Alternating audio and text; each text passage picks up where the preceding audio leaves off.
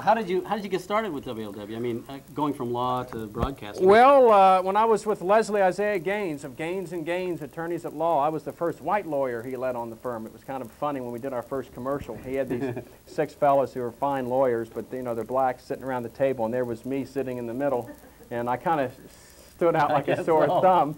And they did this commercial, and Les Gaines says they were looking for a qualified white lawyer to join the firm. It took them years to find someone. They finally found me, and I practiced law with Les for about 2 years. And during that time frame, he and I represented 4 gentlemen charged with killing Cincinnati police officers.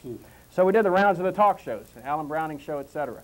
And Alan Browning, who was at KRC at that time, and during those days he was the top talk show host in town, asked me to come back and do legal advice, which I did for about 4 years.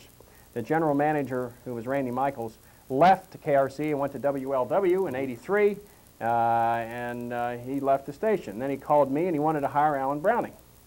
So I said, okay. I told Alan that, and Alan asked me if I'd represent him and negotiate a contract with WLW and have Alan Browning leave KRC and go to LW. And I said, okay. So it took about 3 weeks. We had all these furtive meetings, and we finally negotiated a contract. And Alan was going to report to work on a Monday. By that afternoon, he called me, told me to get me out of the contract. I'm not leaving KRC. And I said, you just dropped your paper there, okay, Bob. Go on. It's a good story. It is a good story. And so I said, Alan, I can't get you out of the contract. We negotiated in good faith. If you get another lawyer, but I'm not going to do it. So I left Alan Browning.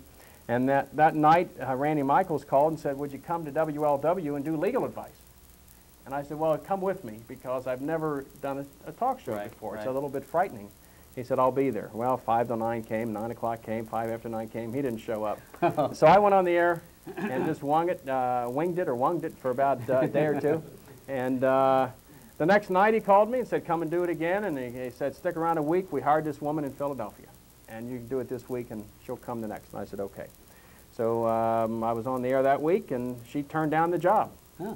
And then he said, you're doing a pretty good job at this. Have you ever thought about doing radio? And I said, never. And he said, well, why don't you try it and see if it fits into your law practice? And I said, okay, Bob. I said, okay, Randy, I'll try it. And 8 years later, I'm still there.